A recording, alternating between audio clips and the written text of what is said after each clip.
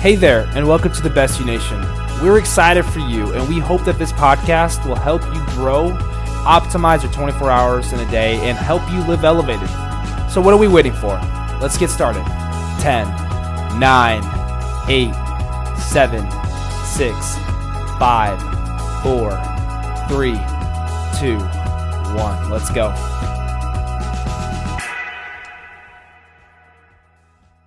What's up, guys? It's your boys Finn and Adler. We are here in season 4 of the Best You Nation, and we are so thrilled to be here with you guys today because we're going to be hopping into a discussion that I think a lot of people are going to want to know, and that is the key to success. And that is what? What is the key to success, Adler? To me, one of the keys to success is failure. That's right. Failure is the key to success. Well, I should say it's one of the contributing factors to it. But today, we're going to be jumping into a multitude of discussions. There's two. Okay. Sorry. So I think there's 3 things that we're trying to hit on. The two questions that you're going to introduce. And third, I'm going to ask you a personal experience of I'm not going to give it away too early, but I'm going to ask you about a personal experience, and then I want you to give me your response. Go ahead. Of course. And I'm going to do the same thing for you. But before we can even get started, yes, we try to do a better job of kind of doing an announcement, almost kind of thing. So first of all, my beard is better than yours. I want to put debatable. Largely because it's patchy still, but nonetheless, it's like I don't know what he's combing. America, we need to get. I don't know. He needs to get this stuff under control. You guys not see that? Anyway, as I was saying, me and Finn have a lovely, lovely bet for the month of November. Finn Foster, my man, the man, the legend, the man who loves to change things every 2 days, has to grow out his beard to the end of November, the beginning of December. That's the bet. We have it all over IG. I don't know if you've seen it, but hopefully you have seen it. The bet is to see if Finn will actually make it to the end of December. And if for some reason, end of December or end of November? End of November. I apologize. I misspoke. If for some reason he's able of doing that, then I have to buy him dinner of any restaurant of his choosing. I think it's going to be somewhere in Jacksonville. I think I'm going to get something from Jacksonville. I already have a place in mind. It don't matter, man. You're not going to win. However, I got you. Let me finish saying this to the people, please. Jeez, you're so however, if for some reason he cuts or he gets twitchy and he shaves everything off before the month of December begins, and he owes me dinner of my choosing, and I will choose anywhere because he's gonna crack. Wrong. You look a little rough, buddy. You look a little. You know what? Let me tell you something. Let me just tell you something. This beard is probably the longest by the time the month is over. I'm gonna be honest. That's probably the longest that it's been. And I would actually like the second part. I do have to agree. I am looking pretty rough. So the second part, all I'm gonna do is like every day I'm gonna text him, be like, "Bro, you're looking kind of rough. You should cut it." It's been going on for a while. I've been ignoring them though. So crazy. The second thing, I don't know why Finn agreed to this, but he agreed. Extend the bet to the end of December. That's right. End of December, bro. The winner gets what? What does the winner get? What's the winner get? All right. So first of all, this is season, so that's why. Go ahead. Listen, I solely believe that I can get to the end of November. I know it. I've been doing good. I've gotten through 1 week, 12 days, 13 days, 14 days, 15 days. How many days we're at? I've gotten there. 13. Listen, 13 days. Well, let me put it like this. The end of December. So December 31st, what will end up happening is we're going to extend this whole entire thing to the December 31st once we get past the November challenge.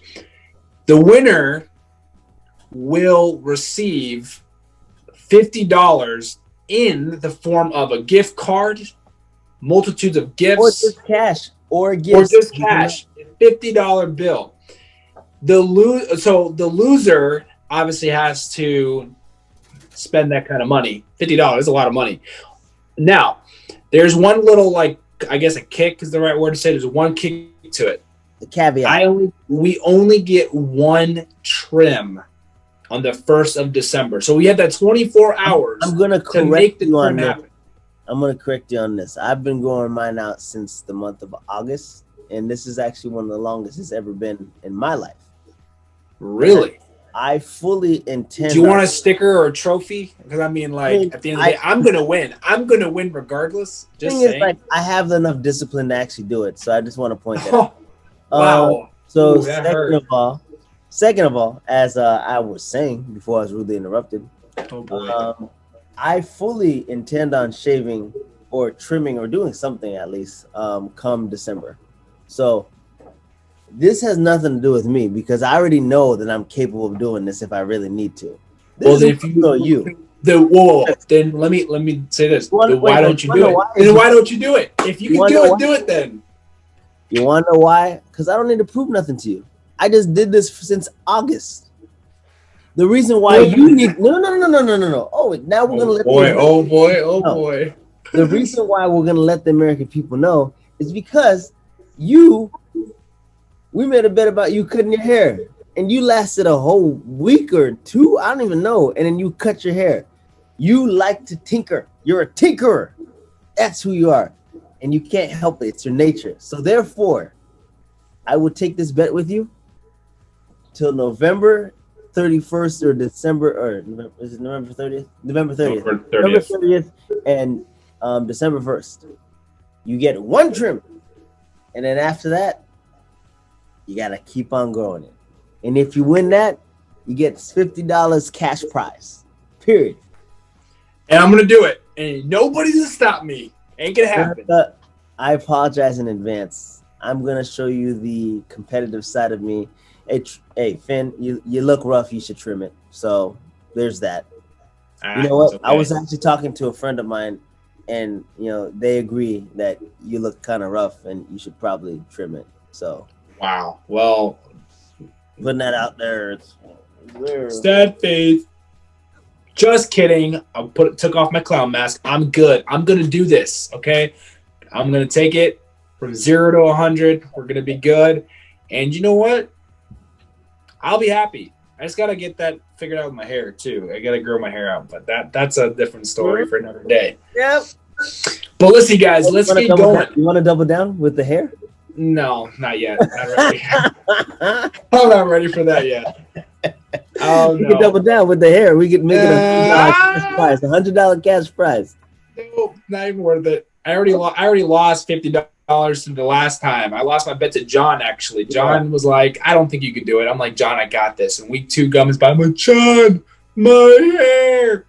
And it's gone because I was just like, I couldn't do it. So that was the most expensive haircut because I had to pay for the haircut. And of course I had to owe John $50. So, but I will tell you what I am ready to talk about and what we are getting ready to do. I am ready for today's discussion. I am ready to start off Monday with an amazing opportunity for us to talk about something.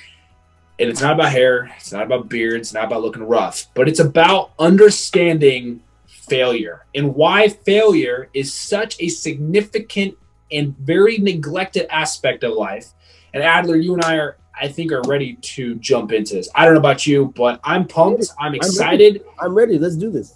Let us go. So we had some questions that we posted on our social media. We talked about,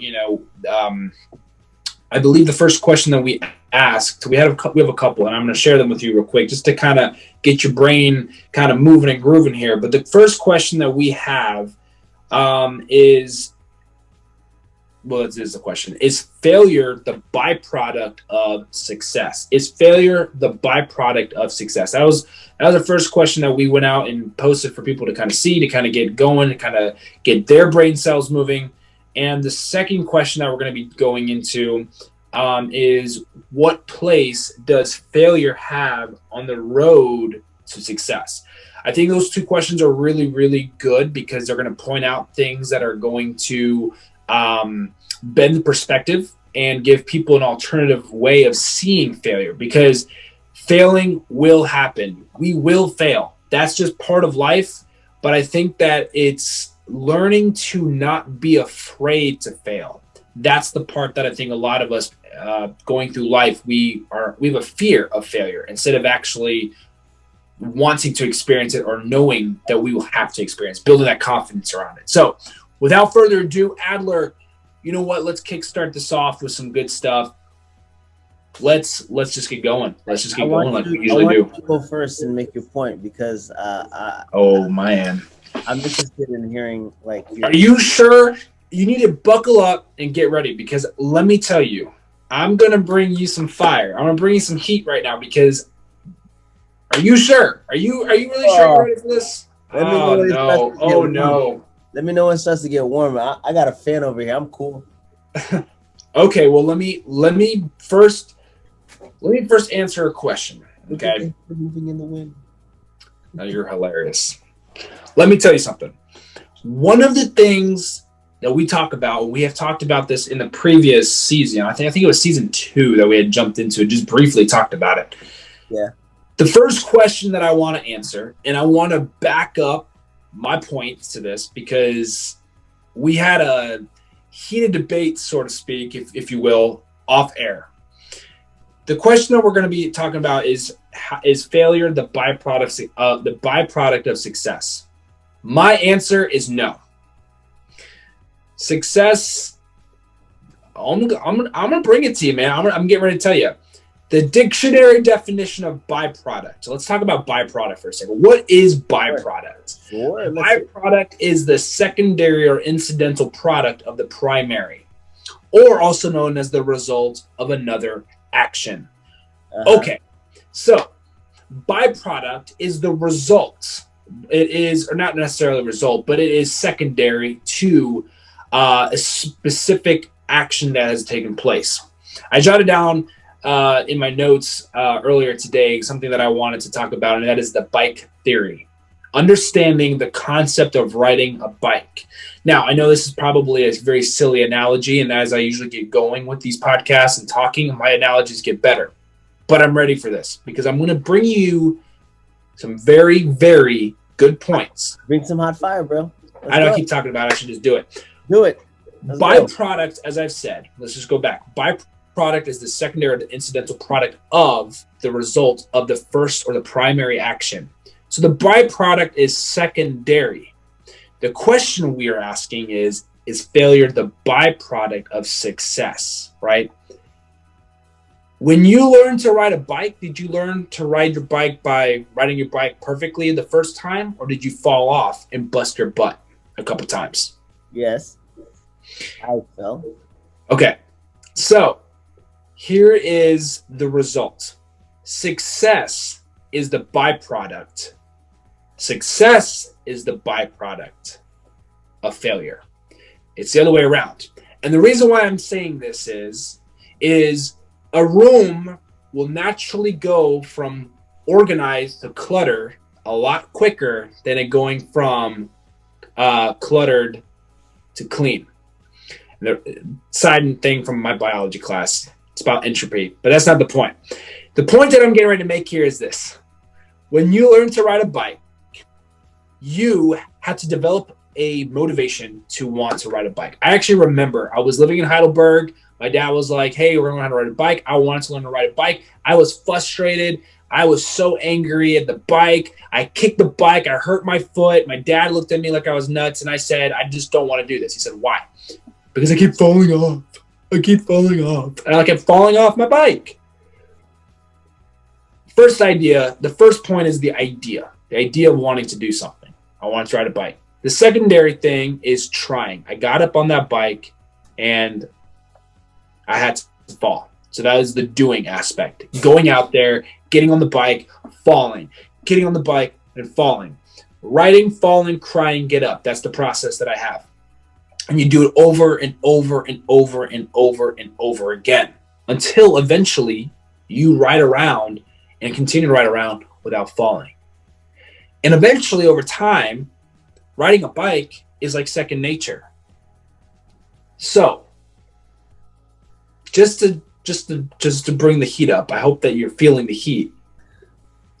Failure is not the byproduct of success if the dictionary definition says that it's the secondary or incidental product of the result of another action. So success is the byproduct, because in order for you to ride a bike, you have to first fall and cry and fall again until you realize how many times you've fallen. It's given you the discipline, the resilience, and the strength to ride the bike. So that's my first point right there, just to answer that question. So I'm ready to sit back. It's cool in here. All right, bring it on. I'm ready to tell you why you're wrong. All right, you're telling me you rode your bike. You fell, right? Yeah. When you fell, did you learn a lesson? I continued having a motivation because I could have gave up. Yes. I could have easily said, you know what, I fall, I don't want to do this. When you fell, what was your train of thought that forced you to get back up and keep trying? Well, a little bit of a mix of my dad telling me you're going to learn how to ride a bike, and the motivation and the interest of the idea that I wanted to learn how to ride a bike. I was 4 years old. Okay. I was 4 years old. I wanted change. I'm with you, man. Like, I'm completely with you. And falling off your bike were the failures that you experienced. And because you failed at a young age, you failed often and you failed frequently, you were able to learn how to be successful because of the experiences that you learned that, oh, okay, it's not supposed to be like this. This doesn't work. But that's the question is failure the byproduct? If we've just established the dictionary definition of byproduct is the secondary. I just literally disproved what you said. Largely because failure is an opportunity, a chance at reevaluating what you are doing in life. And that way you can come back smarter, stronger, better. So the amount of times that you fell allowed you to get a mentality that's just like, I'm going to tackle this. I'm going to figure this out. And you went after it. You figured it out. And that was largely influenced. You were motivated, but it was largely influenced by what? By falling. By failing. But again, I could tell you, and this is the beauty of conversation and debating, in a sense. So you're telling me that, and I agree with you. I will tell you, I do agree with you. The failing gives us, and this could be, being at 4 years old, you're not going to understand the purpose of the life lesson. I busted my butt a lot when I fell off my bike, a lot. And I'm really good at riding a bike. That's the same concept that we apply to life. In order for you to be really, really good at something, you have to fail. As a matter of fact, like you said, we're influenced by the fall. We're influenced by the fail. It is easier to learn from failing than by succeeding. Because success, here's my point, is the byproduct of failure. You wouldn't know how to succeed unless you learned from your failures, the things that you're doing. Like I said, we can agree to disagree, but I think this is great because nobody wants to fail. Nobody goes out and seeks it. Nobody goes out and looks for it. But it is present because naturally humans want to be successful. As a matter of fact, there is a famous quote by Albert Einstein. He says, failure is success in progress. Failure is success in progress. It's kind of like failure is the idea. So here's where I will agree with you. Failure is a byproduct, but it is actually not a byproduct at the same time. In a sense, in correlation to Albert Einstein's quote. Because if failure is success in progress, it's like building a house. When you have a blueprint of a home or a house, you already have the idea. It kind of goes back to our law of attraction and cybernetics that we talked about the last few episodes. But you bought the book last week and you have it. Yes. Oh, I have this book. And as a matter of fact, I can't wait to start reading it, guys. This is phenomenal. I'm excited. That's fantastic. I told you I was going to do it. Go back to the point. Yeah, I'm going to get back to my point. Focus. All right. I just wanted to point. Go ahead. I'm giving you. That's good. Listen. Albert Einstein said failure is success in progress. The blueprint of the house is already set into place. Now, when you're building up the house, right? When you're building up a house, the success is the result. I always say success is the result, but failure is success in progress. It's just like riding that bike. I don't want to use the house example. That's terrible. I'm going to stick to my bike theory. Hey, failure is success in progress, because every time that I got on that bike, I pedaled for a few seconds. I pedaled a few more seconds the time after I fell. I fell again and got back up, and I pedaled a few extra seconds. Eventually, I was pedaling for 30 seconds, a minute and a half. I got better at it. So Albert Einstein says that failure is success in progress. Progress is a movement. And just like you said earlier, like, failure gives us the motivation and the resilience and the push to get back up and do it again until we reach success. Because naturally, again, as humans, we want to complete. We want to succeed. We want to be successful. That's part of it. Yes, that's the drive to be successful. Now, let me ask you this. Yep. How do you know what success is? Great question. Success is measured by an individual. And I actually talked about this with a group of younger adults maybe about a year or so ago. We had like a little roundtable discussion about this. And it's actually interesting that you asked that, because when you think of success, right, everybody is given a fair share, whether it's good or bad, of an opportunity at life. And we have a choice, and we also naturally have consequences. Success is not measured the same between you and I. Everybody's on their own walk of life. Everybody's on their own journey. Everybody pursues a different occupation. Everybody has their own definition of success. So it's almost subjective to say that it's a subjective statement. Success is subjective, I should say. Because for me personally, for a while, I didn't want to be in the stock market, right? Just as an example, we've been talking about stocks. It's a great thing to be, looking at. It's cool. It's awesome. It's an opportunity to, manage money in a way, in a different strand of financial income, right? In a long term, it's risky, but that's okay. But your level of success in the stock market, because you have more knowledge, because you have to fail a couple of times, you had to invest in something that didn't work for you, you have more experience than I do. Success is the same way. Experiences give us a leadway on success. You are better at the stock market than I am. I can admit that, because I have less experience. I have less exposure. I haven't touched, or I've invested in the things that weren't working for me, and I haven't learned an algorithm. So if you look at the grand photo of success, I really do believe that success is measured differently. I see your hand raised. It's measured differently. And so that's the bottom line statement that I have for you. It's great because I want to be respectful. But go ahead. No, go for it. All right. So the reason why I asked you, what is success? I'm going to ask you another question. You just said that I'm better, quote unquote, better at the stock market than you are, right? Mm-hmm. Why is that?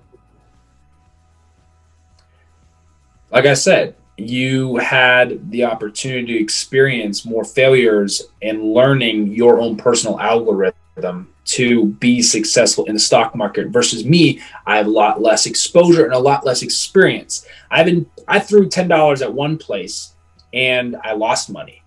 Okay, so what am I gonna do? And just like falling off the bike, I pull back and choose a different avenue of putting my investment in. I'm so happy that you said that, because why? Oh boy. A large portion of any success that I've ever experienced, especially in that market, which is something that I'm a rookie at. I'm learning. Half the time I really don't know what I'm doing, but most of the best lessons that I have ever learned by exposing and putting myself in positions to experience different things, I have been luckily and able to learn how to invest in smarter companies, to do the research that it takes to understand the background information, like what are their financials, how much money do they owe, what are they projected to make for 2020, what are their actual expectations, how they did the first quarter, how they did the second quarter, these are questions that I would not know to ask had I not failed. And right, but you have to apply the bike theory to this. Like the same way that you got on the bike, you fell, you were on the bike for 5 seconds. The second time you get back on, you pedal a little longer and you fall again. Yes. You have those. What I'm saying is failure is not fatal. And that's something that most people think like, oh my God, I failed. I'm not. I agree with you on that for sure. Failure is not fatal. And no matter how hard it may be to know that failure, all it does is simply mean that you get another shot or another crack at, or another bite at the apple, so to speak. Of course. I 100% agree. We both know, and I'm going to shoot. Byproduct of success, failure is, and this is, I'm telling you fact, failure is a teacher. It is the best teacher that you can ever have in life, because it gives you experience, and then now you know how to unsuccessfully do something. So you have something to compare it to when you finally are capable of piecing everything together and becoming successful. Success is like a whole bunch of puzzles, and you need failure, the outer lining of the puzzle, in order to understand where the puzzle's going. No, of course. And that's why I said Albert Einstein put it very clear by saying failure is success in progress. It's putting these building blocks.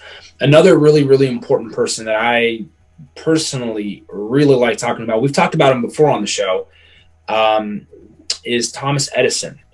We all know Thomas Edison created the light bulb, right? One of his most famous quotes that he says is that I have not failed. I've just found 10,000 ways that don't work, or that didn't work, I should say. Let's break that down for a second. The guy invented the light bulb, the light source in my room, the light source in your room, the light source in your car, right? We have technologically developed and have expanded on the lifetime of a light bulb. Obviously, Thomas Edison tried over and over and over and over again. The light bulb would last 10 minutes, or the electricity could only power up so many homes in a certain area. And they had to put in so many different pieces into this algorithm with the cost of electricity, the amount of energy it was going to require. Was it hazardous?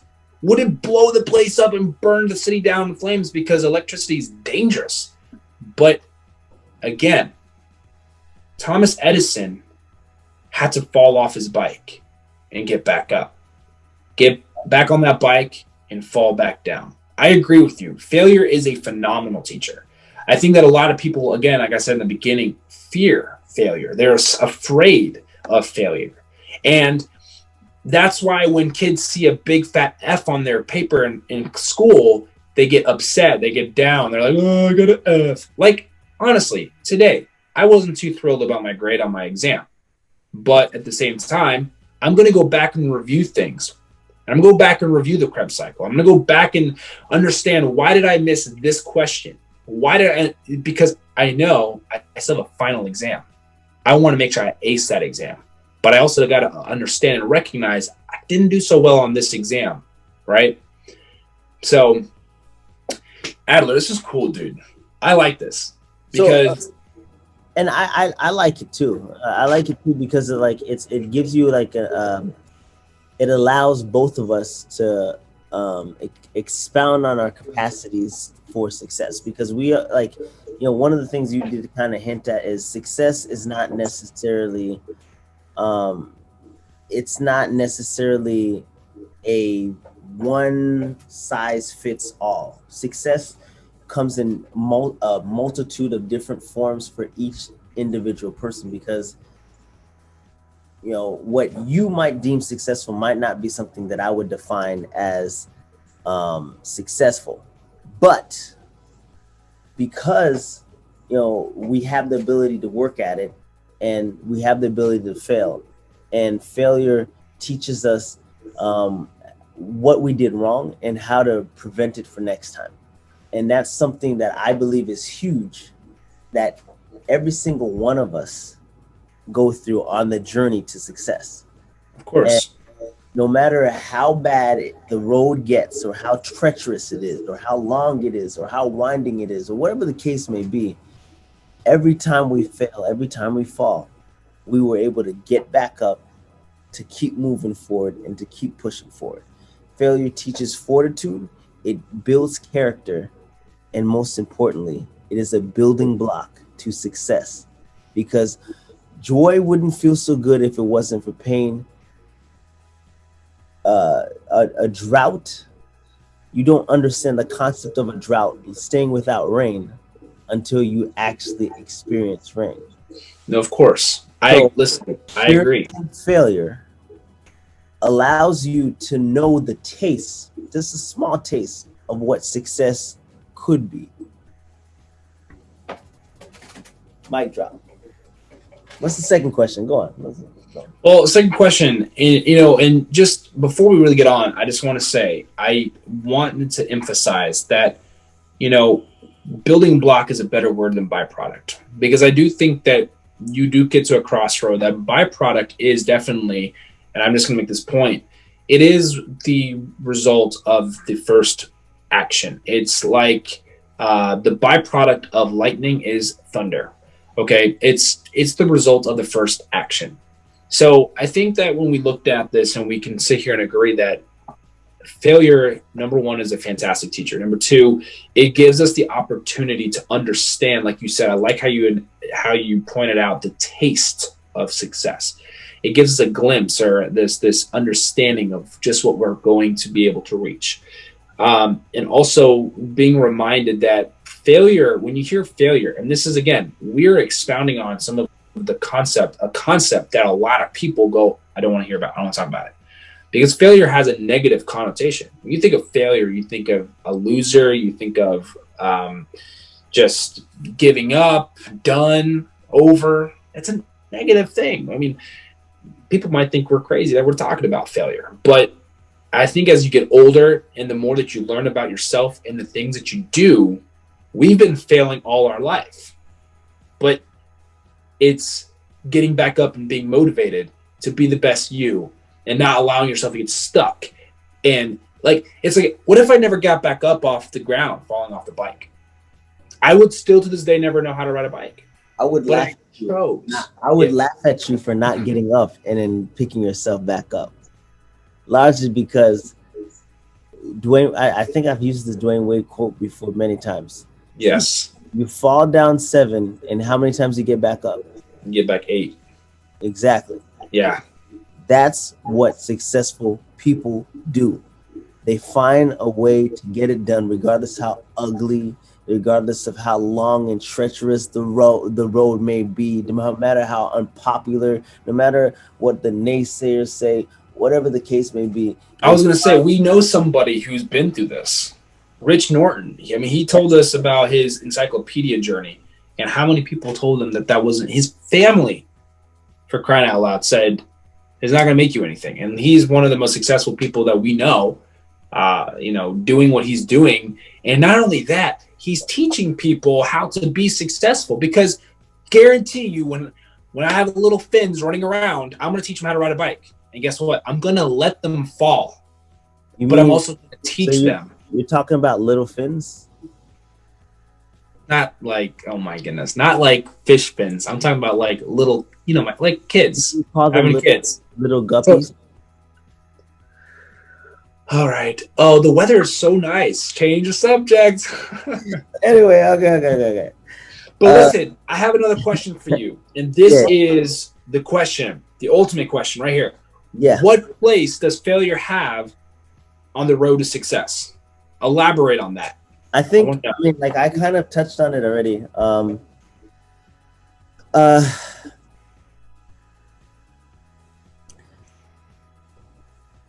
Failure. All right. When you experience failure, you gain this irreplaceable knowledge or experience or whatever you want to call it. And through that hardship, failure creates grit, it creates fortitude, and it allows you to develop the mindset of being successful before you actually get to the point of trying to accomplish success. And I think we touched on it is earlier off air. I tell you about how hard I am on myself. I'm hard on myself because I believe that there is a huge window or ceiling, right? A ceiling, that's what I mean. A ceiling of I know what you mean. Potential that I have. And I want it more than anything to maximize that potential. And when there's times where I may not be able to maximize that potential, it frustrates me. Mm-hmm. But on the outside looking in, I have friends who say, man, you're pretty well off. You're doing pretty dang good. And you've accomplished X, Y, and Z, and you're doing all these things. And I don't let it go to my head, largely because I know that what I'm doing is just a tip of the iceberg. An iceberg is, you only see the top part of an iceberg. You actually don't understand how big, how gigantic an iceberg is until you actually get into the water, and you just like, damn, like that goes pretty deep. And I believe that I'm at the iceberg point in my life where I'm doing decent, but there's so much more to come. And the ceiling is so wide, so big. And a lot of the things that I hope and I plan and I aspire to be, I don't share it with a lot of people because I don't really necessarily care about their opinions to hear, the negative inflection. I was told once that I'd never be a nurse. Guess what I've been doing the last 5 years? I've worked as a nurse. So I've heard so many different things, so many different naysayers or whatever you want to call it. And I refuse to allow them to define who I am as a person. And so I don't share a lot of stuff with a lot of people. I talk a lot, but I don't share. I talk about a whole bunch of nothing sometimes. And I don't really share a lot about like what I'm doing and what I'm trying to accomplish. Largely because on that road to success, all you have is this between your ears. And if you can protect what's between your ears, that train of thought, that thought process, then you can accomplish absolutely anything in this world. That's my story. I'm sticking with it. Byproduct of success. Love it. I love it. You did ask me a question, or you wanted to ask a question, like a lifetime, I guess, a lifetime personal experience. But this right here is for the fellas, right? And I apologize to the ladies in attendance, hearing this. Every guy can relate to this type of failure, right? Where you're attracted to the opposite sex. You see this beautiful, beautiful, beautiful girl, and you decide, I'm gonna talk to her. And you build up all this courage. It's just like, all right, my knees are weak, and my palms are kind of sweaty. I can't stop speaking in this high-pitched voice. Am I breathing okay? And you start to Animated. you have this whole freak out moment before you get over there, and you're just like, hi, hi, my name is, and you start introducing yourself, and you try to talk, and it just doesn't work. You built up all of this motivation, and it just does not work. And I can tell you countless, numerous amount of times where I went up, I was shooting like Kobe. I went up like Kobe Bryant, shot, and I airballed, and I hit everything except the ground. One of the times, and I'm going to share my embarrassing story first, and then like if you can think of one, go ahead. Oh no, I have one. I mean, I have a story that I wanted to share with you Go because ahead, man. Share, this man. is. I want to tell you this is this one right here. I will never forget this one because right here.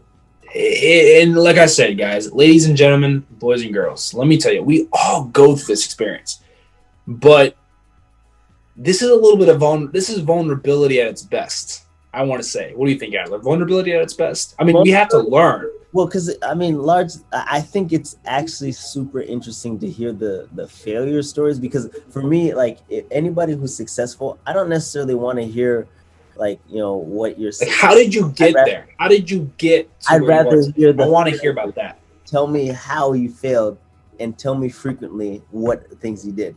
And I think that one of the most, I guess, paralyzing experiences for a man, a young man, is trying to grab the attention of the opposite sex. Yeah, it's probably the most paralyzing thing. And I mean, some guys are better than most, but that's probably one of the most paralyzing things that you can ever do in life. Well, I'm going to share one of those paralyzing moments. This was about 8th grade.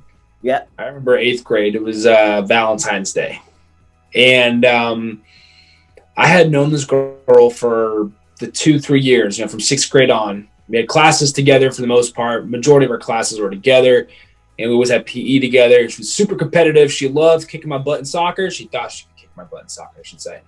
And I really enjoyed hanging out with this chick. I did. We did math together. We had science. We did some of our science projects together. It's just, you know, just a great friend. Oh God. So, you know, I took it upon myself. I was like, man, it's 8th grade, you know, and this girl's tough. I liked her personality. I liked the fact that she was competitive. She provoked my thoughts through, you know, in class and stuff. She's like, why do you think like that? Why do you think it's like this? And it's like, okay, cool. I explain myself. But here's where it all gets kind of a little bit on the vulnerable side of things. Like Adler was saying, I was like, you know, I went home. I said, I'm going to get this girl flowers. I'm going to get her a teddy bear. I'm going to get her a card and some really, really good chocolate. So I went to my room. I told my dad's like, what are you doing? I'm getting my money together. He's like, what are you getting into? I was like, I like this girl. He's like, oh, that guy likes somebody. My dad was giving me a hard time. He's like, who's this cutie that you like? And I'm like, Dad, dude, I don't want mom to know. He's like, you know, I'm going to let your mom know. So, of course, I'm like, oh, come on, Dad. And I'm like, listen, Dad, I got to use a little bit of money. And so I spent like $30. Now, listen, $30 is a lot of money.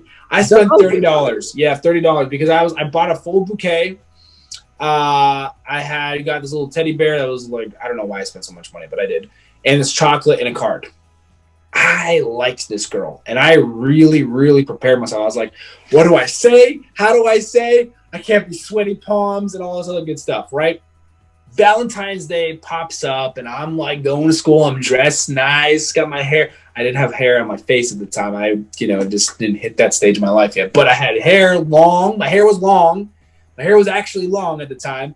I was all like flipping it and doing, oh yeah, I'm gonna be so cool. And I had the flowers. I had everything ready, and I was like, all right. Approached her. I say, hey, Alicia. I'm just like, happy Valentine's Day. And she's like, sorry. Yes, pretty much. I was like, what? What's wrong? Are you allergic to flowers? Are you the teddy bear is the wrong? No, I have a boyfriend, and I really appreciate this, but I'm sorry. As soon as she said that, her boyfriend pops up, Adler. I'm looking at her like, now. Do you Isn't that like one of the worst times? Because you could absolutely just die of embarrassment in that moment. No, well, I did. The worst part about it is we were in the school, like in the common court area where all the students are waiting for the bell to ring to go to their classes. Hundreds of them. So everyone's staring at me with. I mean, who's not going to look at a guy with flowers, a teddy bear, chocolate, and all that stuff? I know it's Valentine's Day, but shoot, everybody's looking at me getting denied, and I'm like paralyzed. I'm stuck, and the only thing I could think of right now was. Rip the teddy bear's head off, rip every flower, and tear flowers up, throw them away, tear the card up. I took the chocolates to lunch, and I ate chocolate shared with the people at the lunch table. That's how I felt about that situation. And the worst part about it is, guys. Let me ask you this: do you think that was a little much? I look back on it, and I think I was a little aggressive about it. I was a little upset, but yeah. I was a lot more angrier. At the time, so I feel like it was acceptable. Well, it was hidden underlying. It was the moment in the time I was a little bit just like, what the heck happened? And I was very like, what did I do wrong? It wasn't something that I had a pimple on my face because I had broke out a lot as during my middle school, high school ages. So I was like, man, maybe I have some pimple that's just so unattractive today. Or is it just I'm so goofy and I got dad jokes and I'm sarcastic? Maybe she didn't like. You start to contemplate and think about these things, right?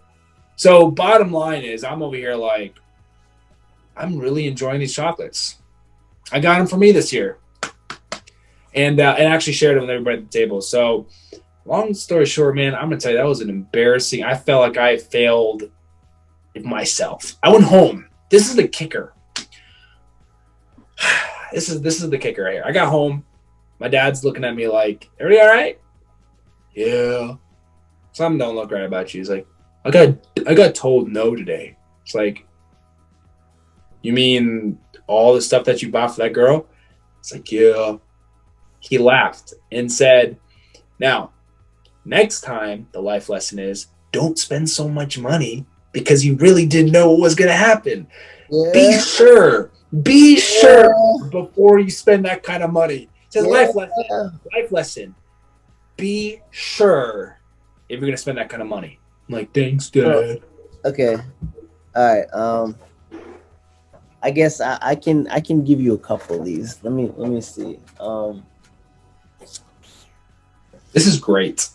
Failure teaches, man. I'll tell you, like now I'm just looking back, I'm like, I'm just waiting for the right time, the right moment. It's not necessarily that I fear failure at this point. Like, it doesn't matter to me because I'm just like, all right, even if you say no, like I'm pretty freaking awesome. So your loss, not mine. You know, whatever. That is true. That's you develop that discipline and that mindset. You're right. I agree. So your loss. Yeah, pretty much. That's like, all right, it's your loss then. I wish I was thinking like that back then. I mean, I would have made that. She would have still got the flowers as appreciation from a time, and she would have got to enjoy those chocolates, and she would have been able to snuggle and cuddle the teddy bear. But no, rip the teddy bear's head off, throw in the trash. She just got to see that, and she was like, yeah, this is probably why I didn't get with you. But hey, you fall off your bike. It's funny. And you get back up again.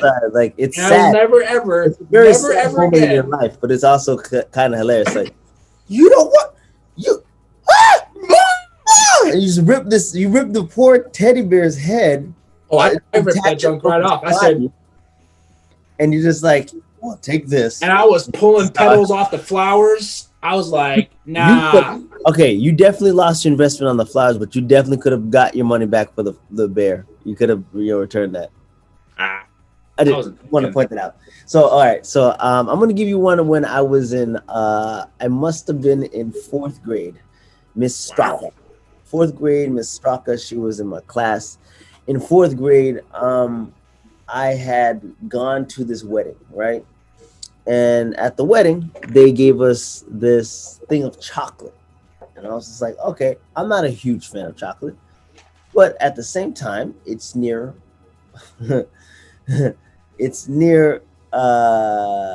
Valentine's Day.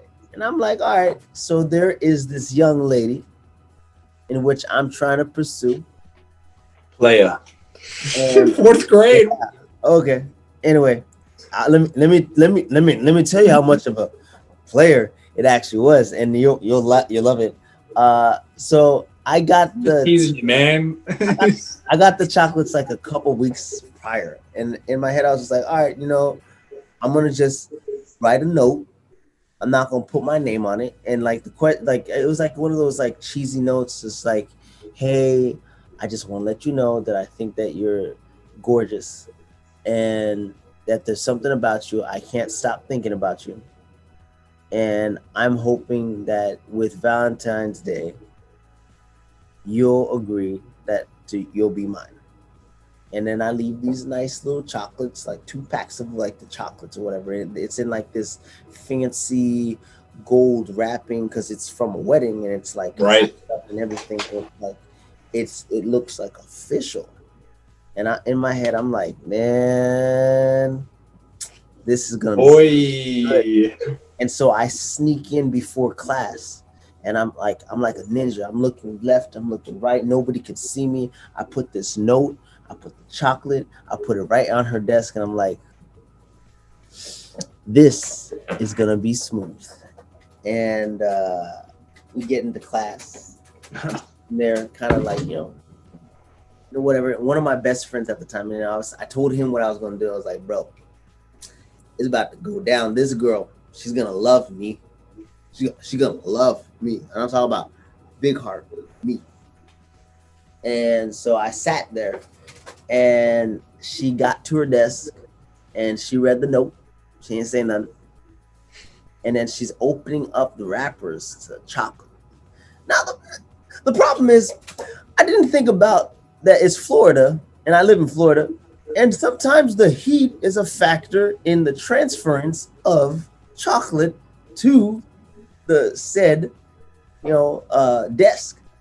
These chocolates had melted, and I had no idea because they're in this fancy gold wrapper. And kids can be harsh.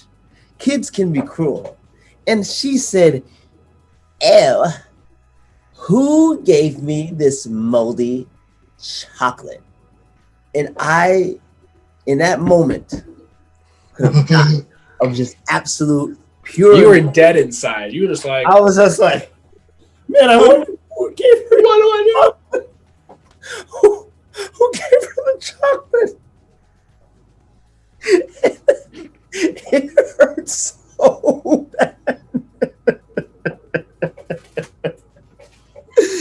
And so I didn't have the courage to own up to it. And so I just kind of was just like, man, I hope somebody, comes forward and, owns up to the chocolate. That's a really mean joke. That's a really mean joke. And so I never had the courage to admit that it was me who got the chocolate. But I was completely denied in that moment. And I was completely embarrassed, like 100%. And I failed. But long story short, in the end, as a long-term lesson, I now know that if I'm buying chocolates, they have to be fresh. Yeah.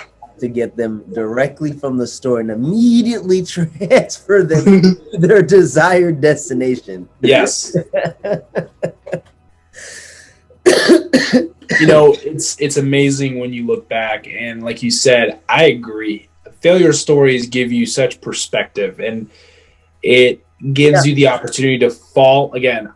The highlight of my point today has just been this bike theory. It's just that you fall off your bike, you fall, you get back up, you fall off your bike, get back up, and you do it over and over and over again until you finally are riding your bike. I think that in life, there are certain things that you will continuously fall off on. It's just something that you're going to do. Learning about yourself is one of those things. Success is, like we've talked about, the algorithm or the measurement of success is subjective. It's, again, the degree of work or the degree of the path that we're trying to go down is not going to be the same as your next door neighbor. And something that you just mentioned shortly ago, it was about potential. I did this audio thing, and sometimes I do that. I get in this tangent where I have to record something that's on my mind, because writing it would take all day, and by the time I would finish and get to the thought, I've already forgot what I want to say. So something that I was talking about, and it's so many times in our journey, in our walk in life, we look to see what our potential is. Potential is one of those things, and I earlier described it in looking at a cup. When you fill up a cup, the cup can only fill up so far. That's the potential. The potential that the cup can fill up is 16 ounces or 8 ounces, 32 ounces. That's the potential. Not 33, not 34, or else it'll be overflowing. So I was using this as an example to describe success. And I also use it to describe that too many times I think we use life in the analogy of a race instead of in the analogy of a marathon. Now you're probably wondering, where does this come from? Why would you even bring this up? Because when you have a marathon mindset versus a race mindset, you will find that the running or the sprint, the marathon, isn't against anybody but yourself. The run is against you. Too many people are worried about finishing across the same finish line, because there's no such thing as 2 first place positions. There's not. Here's the reality. We all cross our own finish line at our own pace. That's success. Success is not about me finishing the finish line like you. It's about finishing and getting over the finish line, period. There's 10,000 runners at this marathon, 26 point something miles, and guess what? All that counts is that you cross the finish line. You are the runner against yourself. You have to have the endurance, and you have to have that willpower. Another example is school. A lot of people who listen to our podcast are in school, pursuing their education. At the end of the day, I'm not saying go out there and only seek out for C's and low B's. But at the end of the day, you master what you're doing as a nurse. Sometimes you'll get a C, but C is passing. And as long as you have a degree, and as long as you have a registered nurse license to be a nurse, that's all people are looking at. Because at the end of the day, you have reached certain goals, milestones. And you can always go back and work on those places that you may have been struggling with. And that's another thing that I think a lot of people forget, is the struggle. We can talk about that later down the road. I'm understanding you correctly.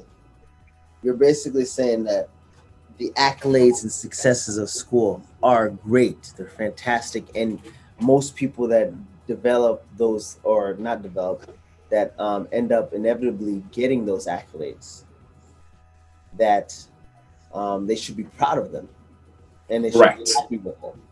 However, that's not the end all be all, because still, even though your journey isn't the same as most people, you can still be a success story by just simply completing in this analogy, you can complete the course, the degree.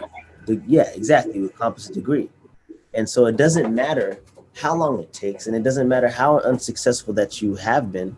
What most importantly is that you fail, and once you fail, you apply that knowledge that base foundation, whatever it is of, all right, why did I fail? I failed because X, Y, Z.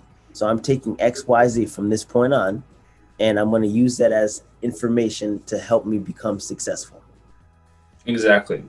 My dad gave me an example that kind of just to bounce off that. He gave me an example many years ago, and I'm going to do my best to remember it. But there will be people. This is the question. There's a class of 23 students, and the first person in the class finishes first, obviously, and the last person finishes the class. The last person finishes the class. Who has a better chance of getting a job with the degree that they got? Adler? The answer is both of them. Correct. Too many people think that the person that first finishes finishes something or crosses the line is the automatic. No, because at the end of the day, the last person may have come in last, but they finished the class.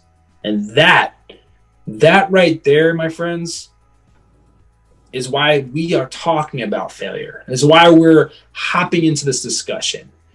Failure is a key to success. It is not the only key to success. And that's why we're elaborating on so many different aspects in this season to prepare you for the next year. And not just that, but for years to come. Because when you learn and you've mastered this and learned about, oh my gosh, I can fall off my bike. I can get back on my bike and apply that mindset to different things. Like, okay, wow, I failed this test today, but guess what? I'm going to try again, study harder, find a different way to do it, and master the next test. Get up and try it again. Exactly. Over and over again. There are plenty of examples that we can give you. Kobe Bryant. You have LeBron James. A lot of these basketball players out there, very common, but you look at even soccer players. But let's talk about LeBron James and Kobe Bryant, and this is really bad for anybody who likes the Golden State Warriors, Stephen Curry. They would be on the courts from morning to night, taking the same shot over and over and over and over and over again. And we'll talk about that. Consistency. Do you think they made the first shot do you think they made the first three-pointer the first time they threw it in there? No. They had to consistently miss until they made that shot. And then in that moment, they realized it took me 100 shots to get one in. And that's all that matters is that they made one in. Because even though they miss you miss 100%, that's a totally different concept. But you know what I'm saying? You can miss 99, but if you make one, that's enough to say that I did it. Because your goal that day was to make a hoop. And that's it. No one's going to ask you how many times. I made a hoop. It took me 100 times, but I made a hoop. I made it in. That, my friends, this is the introduction to a season. Well, it's more like we're already somewhat more into it, but it gives us the foundation for what is next, which I'm super excited about. And I'm really excited about it too. And next week, it's going to be something completely epic. This episode, I feel like a lot of people can learn from it and use these failures of others like myself and Finn and use that as a foundation to build and to learn more. So exactly. And hopefully a motivation for you to be vulnerable with yourself and recognizing that you've been through these hardships. You've been through certain things and you've been doing it all your life. Because when an infant learns to walk, he has to fall a couple times. Yeah, you're right. Until he learns, and then next thing you know, they're running. Next thing you know, they're just growing. Like it's a on and on going process. The cycle that just continues to go on. Exactly. So, Adler, what an amazing conversation we had today. And I appreciate you always, man. I think that when we get on here, I hope that people walk away realizing that at the end of the day, we're here to create an impact. We look at life and we look at our own personal journey and we want to give people the opportunity to optimize 24 hours they have in a day, to live elevated, and to honestly, at the end of the day, bounce back from the common mistake of thinking we're mediocre and actually practicing the best version of ourselves and living the best version of ourselves. Because ultimately, who wants to just sit in the highest part of the stadium? I want to sit right there and watch the game as if you're right there in front of me. And that's something you have to work and obtain for. But that's the beautiful thing about life. So that being said, there's one more thing I need to know. If I'm new to this podcast and I'm just learning about us and I want to get to know more about us, where can I find the Best U Nation? Where can I find your boys? You are a brand new person. You've never heard about the Best U Nation, aka you've been underneath a rock. It is my absolute pleasure to let you know that you can find us on the Best U Nation on Instagram. You can stream and you can listen to our content via Spotify, Apple, Google, Siri, all those, and even YouTube. You know, so yes, we have videos on YouTube, and then we make it available. Just that way you can reach us at any point in time. And if you look up to our handles and stuff, they're actually on the screen for our individual handles, so that way we can, discuss or talk. Exactly.